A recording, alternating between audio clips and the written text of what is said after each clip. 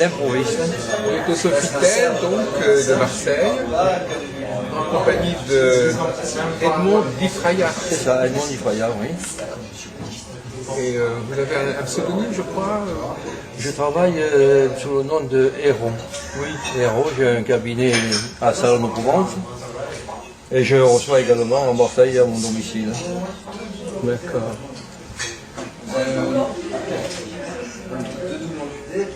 Donc vous avez commencé après votre retraite en fait. C'est ça, disons que dès que j'ai terminé mon activité professionnelle, j'avais déjà donc prévu un petit peu cette conversion, si on peut dire. Et donc il m'a semblé intéressant parce que je l'avais préparé depuis les années 80. Hein. Oui. Donc j'avais d'abord eu l'occasion de rencontrer le tarot. Oui. Le tarot, donc avec Jodorowsky. Vous l'avez connu J'ai connu Jodorowsky, j'ai suivi ses cours. À Paris? À Paris. Vous étiez à Paris spécialement pour ça ou vous étiez à Paris? Oui, oui, c'est sur le bord de la Marne, c'est pas à Paris même, donc je passais des week-ends là-bas. Il habitait Vincennes en fait. Donc je suis allé plusieurs fois, donc la personne qui m'a initié au tarot, c'est carrément Jodorowsky, qui était un homme de valeur que vous connaissez certainement. Bien, oui, bien sûr, je l'ai rencontré aussi pour la fois. Et puis ensuite, j'ai rencontré l'astrologie, et là, donc, c'est une personne de Marseille qui m'a initié, normalement, quoi. Hein? J'ai connu également Suzy Gentille, oui, qui est également astrologue, mais ce n'est pas par son intermédiaire que si vous voulez, que je me suis dirigé vers l'astrologie. J'ai suivi notre chemin, parce que vous savez que ce sont les rencontres qui favorisent notre destin un petit peu. Hein. Alors voilà, donc, ce qui fait que dès que je me suis arrêté de travailler, de mon activité professionnelle, donc je me suis installé dans un petit T2 à Salon-de-Provence. Et vous l'avez décoré comme il faut Ça va, je l'ai décoré, j'ai mis des cartes de tarot. J'ai mis les cartes d'astrologie, des thèmes d'astrologie. Quand les gens rentrent dans votre cabinet, ils sont dans une atmosphère particulière. J'ai essayé de créer une atmosphère. J'ai pris, disons que des meubles un petit peu de certains styles qui créent donc une ambiance. Ah, aussi des meubles. Qu'est-ce que c'est des meubles qui créent une ambiance? C'est des meubles Renaissance? C'est des meubles Louis XIV, Louis XV, je ne sais pas exactement. Ça crée une ambiance. Disons qu'avec j'ai des bureaux donc de ce style-là, je crée le cocon. J'ai essayé de créer un petit cocon de manière à ce que les personnes, les consultants ou les consultantes qui viennent me rencontrer se trouvent déjà dans une ambiance qui amène à la confiance. Oui. C'est important qu'il soit en réceptivité comme ça. C'est important parce que lorsqu'on vient nous rencontrer, c'est qu'on a des questions sérieuses à poser la plupart du temps. Il y a quelquefois des personnes qui viennent qui ne sont pas tout à fait, disons, très, comment on appelle ça, comment je pourrais dire, des personnes qui sont absolument un peu légères, quoi, si vous voulez. Oui. Qui viennent comme ça par curiosité ou qui... Par curiosité, puis si vous voulez, c'est vraiment superficiel. Quoi. Il y a une très belle vue, hein, vous avez raison, c'est remarquable. Il y a une vue magnifique. Une vue magnifique. Ah ouais, nous sommes au Vieux-Port. Hein. Oui, oui. Là, vous avez le Vieux-Port de Marseille, hein, automatiquement. Oui, pardon. Voilà, c'est ça que vous aviez choisi. Ça, c'est la raison pour laquelle j'étais venu ici. Pour vous faire profiter de cette vue magnifique. Là, hein. Mais oui, mais alors c'est encore plus évident quand on est au 7e étage. Hein? Quand on est au 7e étage, on le voit encore mieux. Étage, ah oui, oui. Parce que si on était déjà on le voit bien déjà. Déjà, on le voit bien, mais là, on domine encore carrément. Hein. Là, on domine absolument. Vous avez les accoules, là, vous voyez, le fameux clocher des accoules, le Fort Saint-Jean. Le Fort Saint-Jean, vous voyez, et le vieux port de bambou, quoi. Hein. 98% à son dernier but, 98%. Ça veut dire quoi, 2%? Ouais, là, vous savez créer une ambiance. Je peux améliorer, c'est sûr. C'est une bonne chose de le connaître sous cet angle-là. Et puis vous voyez, donc cet établissement a une ambiance aussi très agréable, vous voyez. On se sent à l'aise là. C'est vrai, oui. Alors j'aimerais bien que vous nous parliez d'abord de Jodorowsky, parce que justement pour la télévision, bon, c'est intéressant qu'on ait des exposés un petit peu cohérents. Est-ce que vous pouvez nous dire quelques mots sur le tarot, la façon dont Jodorowsky nous a enseigné le tarot et comment il le voit? Est-ce que c'est trop vous demander? Mais Jodorowsky, il a, si vous voulez, une culture générale qu'on pourrait dire immense. Oui. Il a une culture générale très, très vaste. Et il est capable de vous parler du tarot pendant 48 heures, sans un papier, tout en inspiration. Il est capable de vous parler à la fois de l'ensemble, de faire la synthèse, si vous voulez, du tarot, ou bien de vous parler d'une lame. Il est capable de vous parler d'une lame pendant 2 heures. Oui. Et alors vous, ces élèves, qu'est-ce qu'ils apprennent alors comme ça? Ils apprennent à faire bien, disons que le tarot de Marseille, donc c'est un jeu, ce sont des, comment dirais-je, des symboles. Ce sont des symboles qui permettent de déterminer comment je pourrais expliquer ça, moi, qui permettent de déterminer la profondeur de l'être humain dans sa totalité et dans ses différentes composantes. Puisque le tarot de Marseille, enfin tous les tarots ont en principe 22 lames majeures et 56 lames mineures. Et disons que c'est vrai que Jodorowsky nous aiguille dans une direction qui est une direction qui n'est pas tellement de divination, mais de psychologie. Ça permet, si vous voulez, d'avoir des conversations avec des consultants pour nous permettre d'aller en profondeur chez eux, si vous voulez, et de trouver, si vous voulez, les failles éventuellement qui leur permettent de découvrir ce dont ils ont besoin, ce dont ils souffrent, si vous voulez, pourquoi, et éventuellement ça leur permet de trouver, si vous voulez, l'illumination. L'illumination, parce que les gens, quand ils viennent nous voir, automatiquement, ils se posent des questions. Et dans la mesure où ils se posent des questions, ça veut dire qu'ils ne savent pas, ils sont perdus.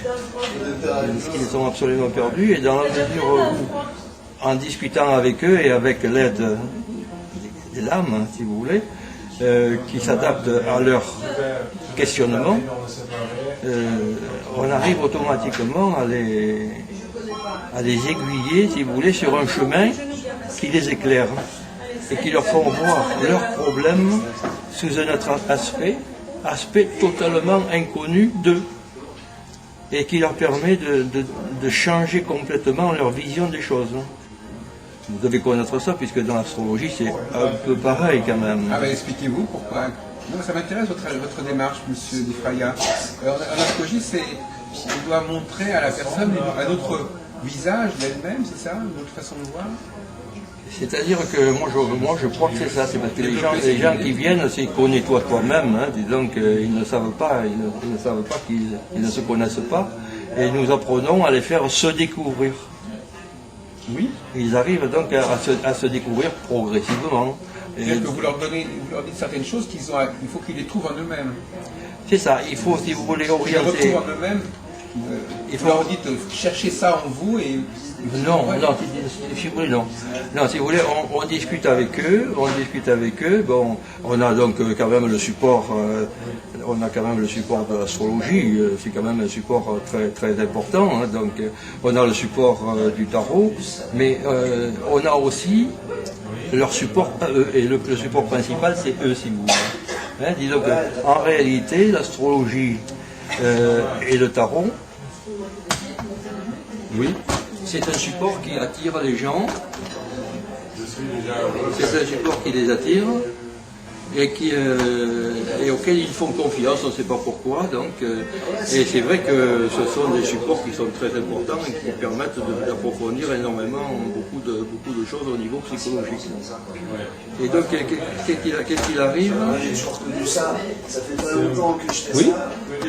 Qu'est-ce qu'il arrive donc, quand on est avec eux, si vous voulez, on arrive à leur faire découvrir. Je suis déjà heureux que les Chinois ne sont pas encore aidés.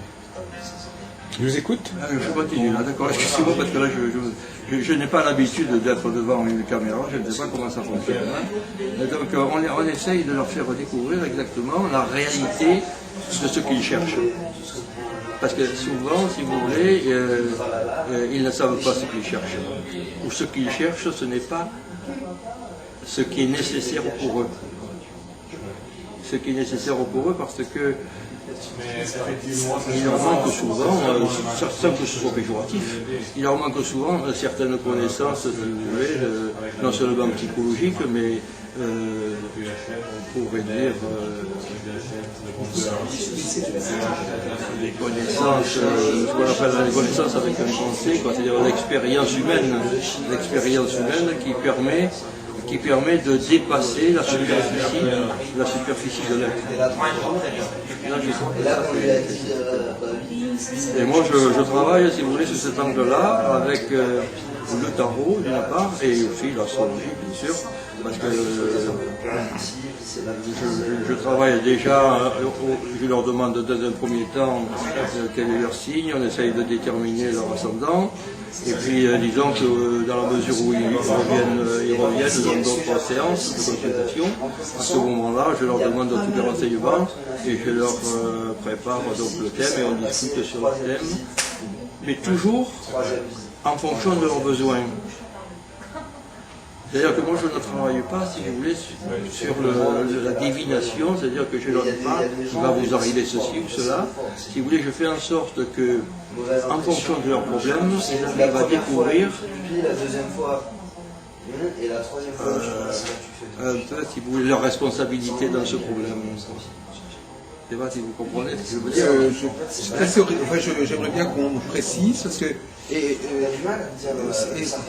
je trouve que c'est une approche qui apparemment est assez originale et assez méritoire, mais j'aimerais bien comprendre un peu mieux, que les gens qui vous écoutent comprennent un peu mieux ce que vous voulez dire.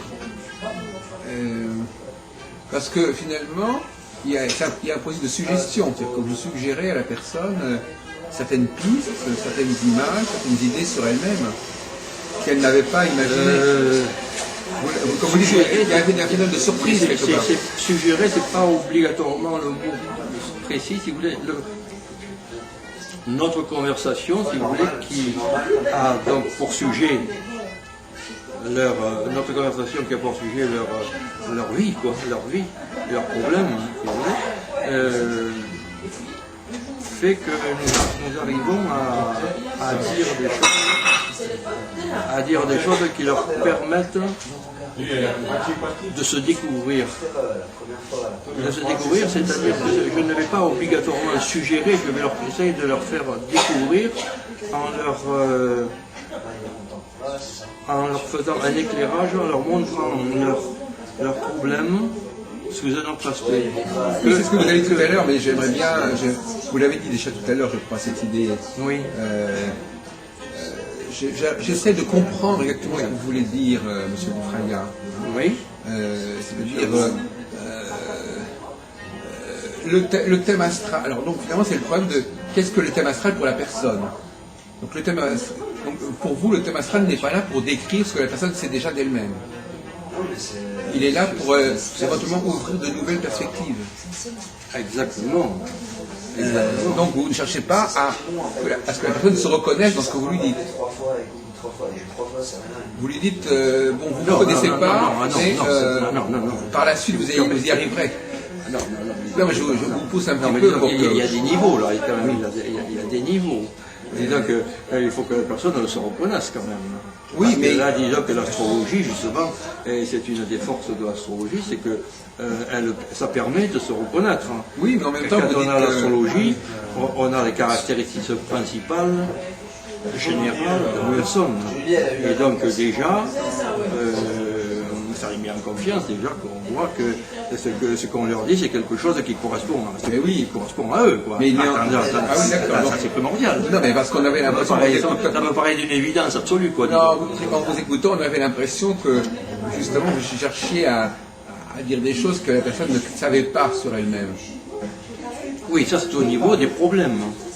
Oui, c'est au niveau de leur questionnement, de leurs problèmes. Par exemple, vous allez dire à cette personne, vous avez ce type de problème, qu'elle n'avait pas songé à cela. Elle n'avait pas considéré cet aspect des choses. C'est ça que vous nous dites. Je ne crois pas qu'on puisse l'exprimer de cette façon-là. Oui. Alors, comment on peut l'exprimer? Ça, c'est autre chose. Quand on est en face d'une personne, bien sûr, avec un cas précis, automatiquement, on oriente toujours la conversation en fonction que la personne ait un éclairage. Que la personne ait un éclairage. Donc, cet éclairage-là permet de découvrir des aspects différents de leurs problèmes. Et ces aspects différents permet de résoudre leurs problèmes, justement. Comment je pourrais vous dire ça là? Oui, donc c'est à la fois différent, mais c'est quand même connu. Disons que de toute façon, il est incontestable que, surtout avec l'astrologie, on a quand même des bases qui permettent de savoir quel est le type de personne qu'on a en face de nous. Oui. En fonction, si vous voulez, de la position des planètes, d'une part, en fonction des maisons, en fonction des éléments, en fonction des signes, enfin disons que il y a quand même, vous savez qu'il y a l'ascendant, il y a quand même tous des éléments qui permettent de trouver les caractéristiques générales et principales de la personne. Là, il faut qu'elle se reconnaisse. Il faut quand même qu'elle se rende compte qu'on a une connaissance qui nous permet de déterminer, de créer la confiance quand même. Oui. Et à partir de là, vous allez quand même plus loin. Vous ouvrez des perspectives. Parce que la personne, elle a toujours un questionnement, elle a toujours un problème. Oui. Qu'elle se pose. C'est ce problème, si vous voulez, grâce à l'astrologie, donc, et grâce à la connaissance, à nos connaissances, à notre expérience, qu'on arrive à trouver l'angle sous lequel on peut trouver la solution, des solutions. Et ça, le tarot le peut aussi, hein, c'est ça? Comment? Le tarot le peut également. Oui, on peut, vous savez, vous savez, j'imagine que vous savez que tout est dans tout, et tout est dans tout, et tout, comment dirais-je, et tout reflète le tout, quoi. Tout est un hologramme, je ne sais pas quel point employer là, mais disons que, si vous voulez, quelle que soit la méthode qu'on emploie, dans la mesure où cette méthode est une méthode qu'on ajuste à la connaissance de base générale, à la connaissance qui nous vient du fond des âges. Hein? Oui, c'est ça. La connaissance que nous portons en nous, c'est une connaissance qui ne date pas de notre époque, c'est une connaissance qui date de la nuit des temps, comme on dit. Donc, si vous voulez, par nos connaissances, on est, si vous voulez, branché un petit peu sur cet égrégore. Vous réveillez un petit peu des choses qui sont subconscientes, en fait. Si vous voulez. C'est le subconscient collectif. Les symboles du tarot, comme les symboles, comme les planètes, sont quand même des choses, c'est le subconscient collectif. Oui, un peu collectif quand même d'ailleurs, oui. Qui s'adapte à chacun. Voilà. En fonction de l'emplacement, en fonction des plans, en fonction des signes, en fonction des aspects. Voilà, donc, semble-t-il. Mais quelle image les gens se font de l'astrologie avant? Pourquoi est-ce que les gens vont vers l'astrologue, à votre avis? Ils pensent que l'astrologie peut les aider. C'est d'après quel cheminement mental qu'ils en arrivent à dire que l'astrologie pourrait leur être utile? Mais disons que ça, comment dirais-je, c'est l'image d'Épinal, si on peut dire. L'image d'Épinal, les gens, pour eux, l'astrologie, c'est quelque chose qui va leur permettre de découvrir à la fois ce qu'ils sont et ce qui va leur arriver. C'est surtout pour le futur. Ils veulent savoir ce qui va leur arriver, de quelle manière ça va se passer. Ce qui leur arrive et ce qui va se passer. Et ça, on peut le faire, ça, à votre avis, on peut y arriver? On peut satisfaire cette demande? Peut-être pas de la manière dont ils pensent que ça se passe. C'est là justement où il faut recadrer la chose. Et c'est là où il faut leur faire découvrir que ce qu'ils recherchent en conscience n'est pas la réalité de ce qu'ils ont besoin. Et c'est là où notre expérience rentre en ligne de compte, si vous voulez, c'est parce que ça nous permet, nous, de leur faire découvrir, je me répète peut-être, mais disons que de leur faire découvrir ce qui réellement ils ont besoin. C'est pour ça que les gens qui viennent nous voir souvent, ils sont enchantés. Et donc, bon, il y a des personnes avec qui ça n'arrive pas à créer le lien, si on peut dire. Hein. Là, c'est vrai que ça arrive. Il y a des personnes avec qui on n'arrive pas à créer de lien.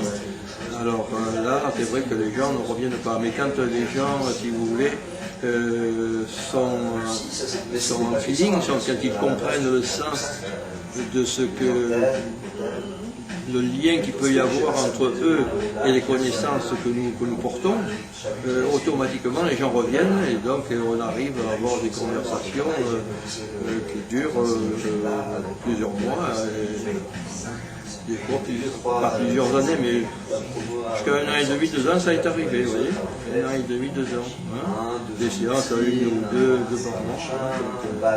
Des personnes avec qui on a des résultats, qui viennent, si vous voulez. Déjà on voit les personnes avec qui on réussit, on voit quand ils arrivent, la plupart du temps, ce sont des gens qui ont des problèmes, donc ils arrivent, ils ne sont pas tellement joyeux, vous voyez. Ils sont préoccupés. Ils sont préoccupés, ils sont tristes, et même des fois un peu plus que tristes. Hein. Donc, dépressifs. Hein, dépressifs. Donc, et déjà, si vous voulez, quand les choses se passent bien, vous voyez que progressivement, leur corps se redresse, si vous voulez. Hein, leur corps se redresse. Vous voyez que leur visage s'épanouit, c'est pas le mot précis, il ne faut pas le mot, mais vous commencez à avoir de la lueur dans les yeux. Parce que quand ils arrivent, la plupart du temps, les yeux sont ternes. Pas sans lui, il ne faut pas exagérer, mais ternes.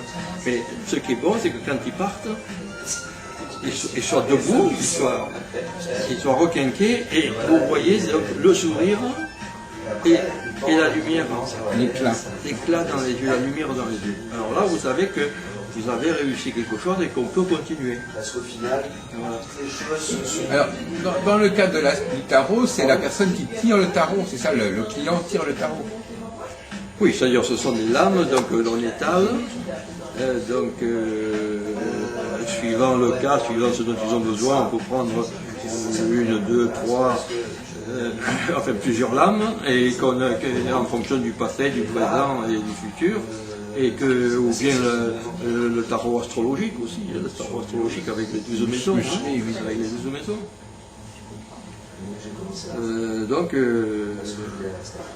On discute, et si vous voulez, c'est avec cette discussion-là, justement, avec la discussion que l'on a sur les lames, sur leurs problèmes, que l'on fouille, et que l'on fouille automatiquement, et qu'on arrive à les faire progresser dans la connaissance de leur être et de leur personnalité réelle et profonde.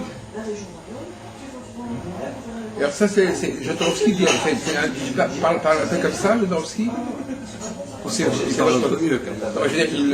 Il a un peu les mêmes idées. Jodorowsky, si vous voulez, je suis un disciple, si on peut dire, de Jodorowsky, oui. Mais Jodorowsky, je ne me permettrai pas d'imaginer être, disons, à ton niveau. Jodorowsky, c'est vraiment un maître. D'après moi, c'est vraiment un maître. Je pense qu'on ne peut pas dire à quelqu'un que c'est un maître facilement.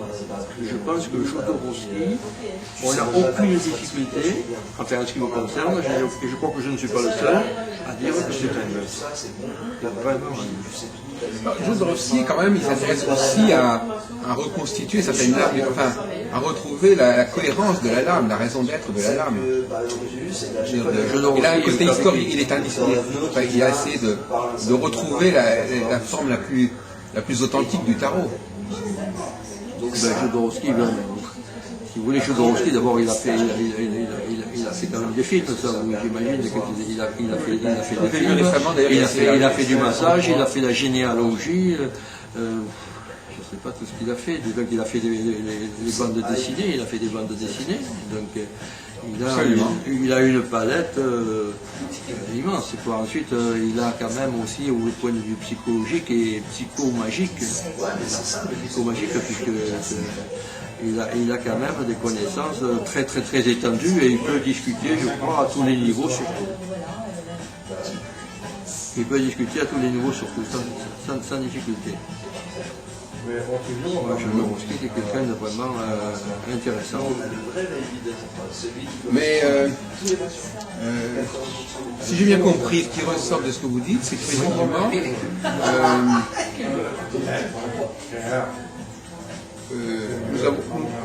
nous n'avons pas accès immédiatement à notre vérité intérieure, c'est ça?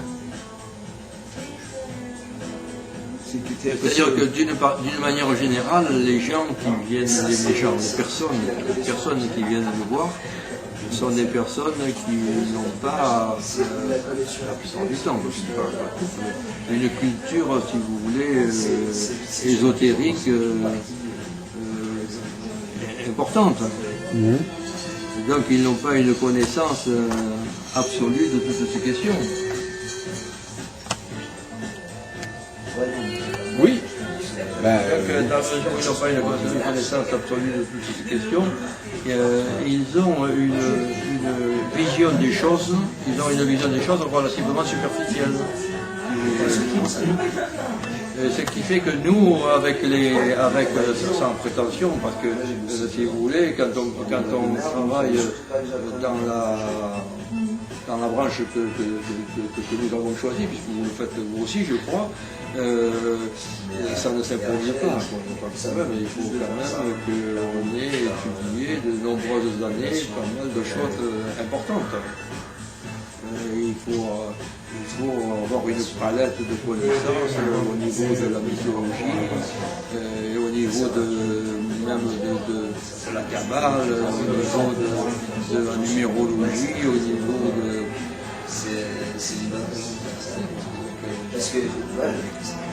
Alors, la question qui se pose... Au niveau des mythes, il faut connaître tout ce qui est en rapport à l'être humain. Oui. Est-ce qu'on peut quand même dire que l'astrologie a un domaine particulier qui lui est propre?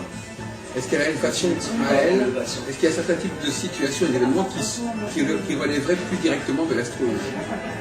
Ou est-ce que l'astrologie parlerait de tout ce qui existe?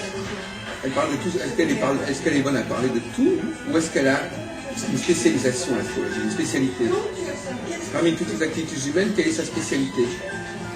Si vous voulez, déjà, l'astrologie, c'est une méthode spéciale, particulière. En tant que méthode, c'est spécial. Mais là, il n'y a pas de problème. Si vous voulez, l'astrologie qui est, disons, très complexe.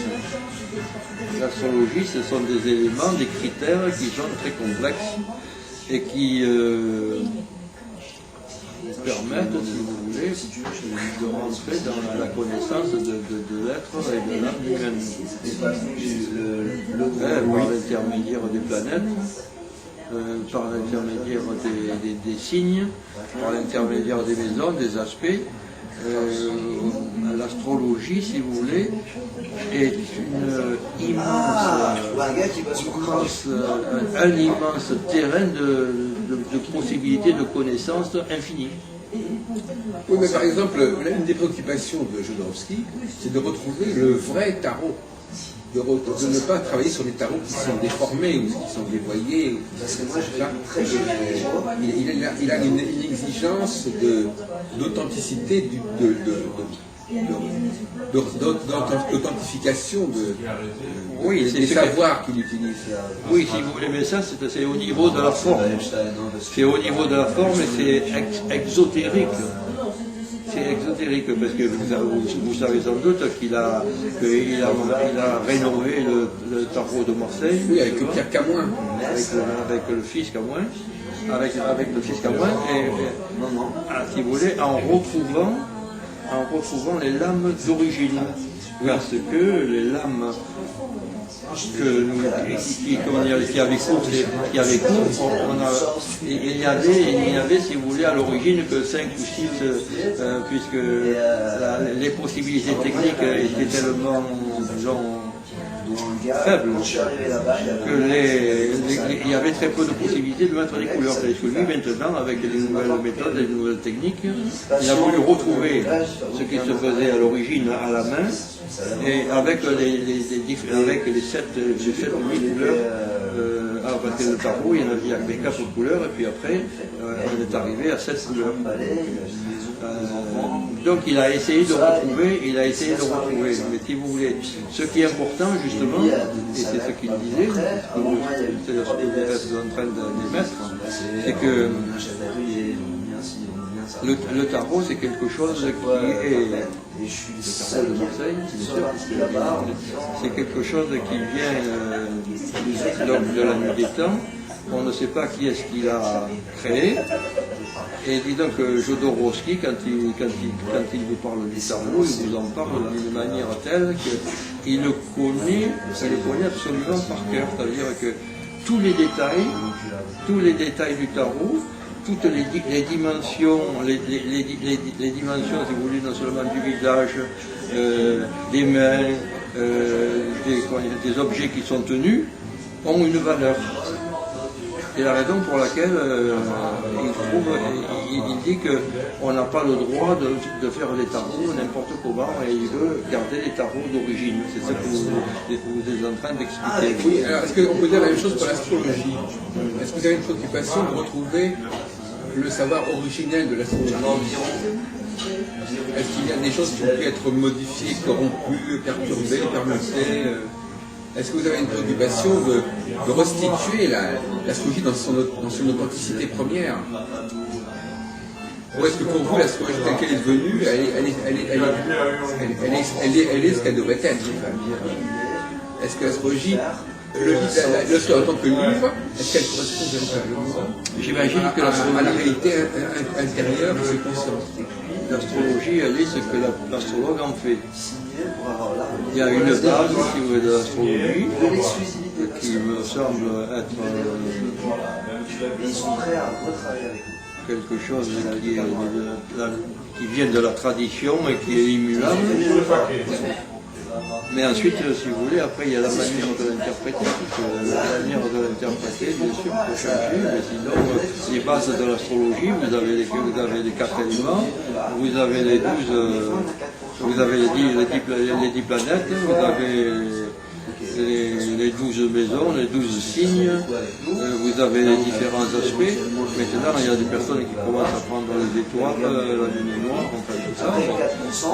Donc, le tarot, l'astrologie par elle-même, si vous voulez, je pense que c'est quelque chose qui est un monument. C'est un monument. Je ne sais pas ce que vous avez fait avant. Les relations que vous avez pu établir. De base, il a une structure qui est immuable et qu'on ne peut pas changer. Maintenant, qu'après on rajoute quelque chose et qu'on l'interprète de manière différente, pour moi, l'astrologie, c'est quelque chose qui est... c'est une affection. Ça ne peut pas changer, moi, l'astrologie, c'est que le tarot, vous pouvez le changer parce que c'est des images. C'est-à-dire, il y a plusieurs tarots. Il y a plusieurs tarots, donc ça, vous pouvez le changer. C'est que l'astrologie, là, vous ne pouvez pas le changer. Vous avez si vous voulez, une structure, et cette structure, on ne peut pas la changer, on ne la change pas, ça ne passe pas. C'est une question que je ne me suis pas posée, franchement. C'est la question que vous me posez, là, ça m'est pas venu à l'esprit qu'on pouvait changer l'astrologie dans la mesure où c'est quelque chose qui est tellement... c'est du Saturne, quoi. Oui, mais en même temps, il y a des choses qui ne sont pas tout à fait satisfaisantes et qu'on peut se demander si elles étaient là au départ. Donc, ensuite, ce qu'il y a, si vous voulez, c'est que ce que je crois possible, si vous voulez, c'est que c'est infini. On n'a pas fini de comprendre et de découvrir la réalité du tarot, parce que du tarot, de l'astrologie, rien ne prouve, si vous voulez, que tout ce que nous connaissons de l'astrologie, ou même tout ce que nous connaissons du tarot, c'est quelque chose qui est immuable et que nous connaissons tous. Puisque on voit bien que depuis la nuit des temps, depuis la préhistoire, l'homme, disons, a découvert sa richesse et a fructifié et a développé toutes les techniques. Et au début, si vous voulez, on ne connaissait que le noyau, puis après on a trouvé tous les développements possibles. Alors je pense que aussi bien pour le tarot que pour l'astrologie, on peut encore faire des découvertes, comme Einstein a découvert ce qu'il a découvert. Ça existait, mais on ne l'avait pas découvert. Donc, pour l'astrologie, je pense qu'on a des personnes, et j'imagine qu'il doit y avoir des personnes et des femmes qui sont dans la recherche, et qui doivent trouver des méthodes nouvelles de compréhension des planètes, de la manière de les interpréter, et de trouver vraiment d'aller encore plus profond. Je ne sais pas si je m'exprime bien. Oui, enfin, si vous voulez, ce qui fait problème, c'est qu'effectivement, il y a des dispositifs astrologiques qui ne sont pas très satisfaisants. Je ne parle pas au niveau de la pratique, sur le plan intellectuel, ils ne sont pas très satisfaisants. Par exemple, je ne sais pas, si vous avez été à l'école, juste la question que je vous posais, c'est-à-dire, est-ce que vous avez la même démarche que Jodorowsky a pour le tarot, est-ce que vous l'avez par rapport à l'astrologie? Est-ce que vous pensez qu'on pourrait reconstituer la véritable astrologie, comme Jodorowsky voudrait reconstituer le véritable tarot?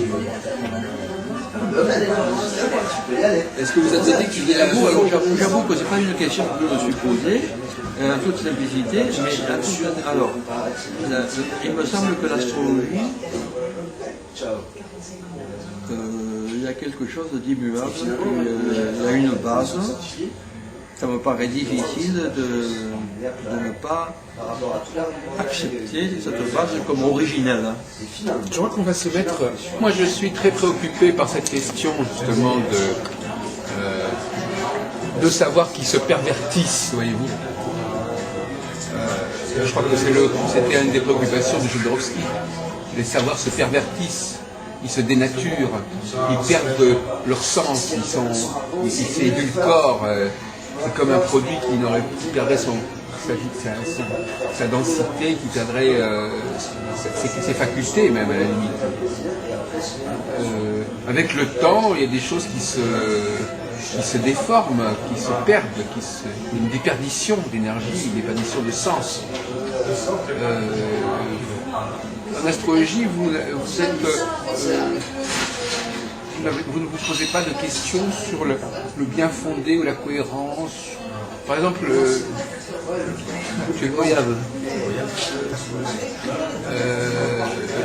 vous m'avez cité effectivement les maisons, les aspects, les signes, les planètes, etc. Prenons le cas des maisons, par exemple.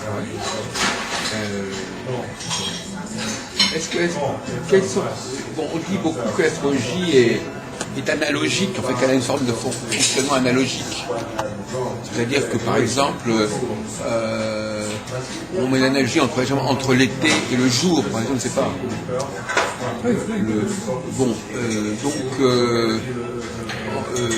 saisons, par exemple, d'une certaine manière, les saisons jouent un certain rôle.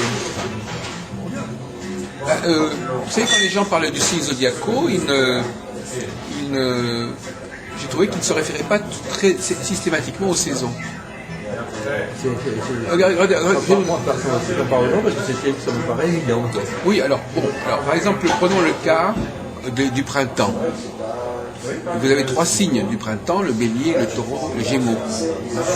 Bon, est-ce qu'ils se ressemblent ces 3 signes? Est-ce qu'il y a une cohérence, il y a une similitude entre les 3 signes de printemps, par exemple? Ce que je veux dire, est-ce que le cadre, les saisons c'est un cadre qui englobe plusieurs signes, donc ça permet de recadrer, si vous voulez. Donc est-ce que les 3 signes de printemps se ressemblent?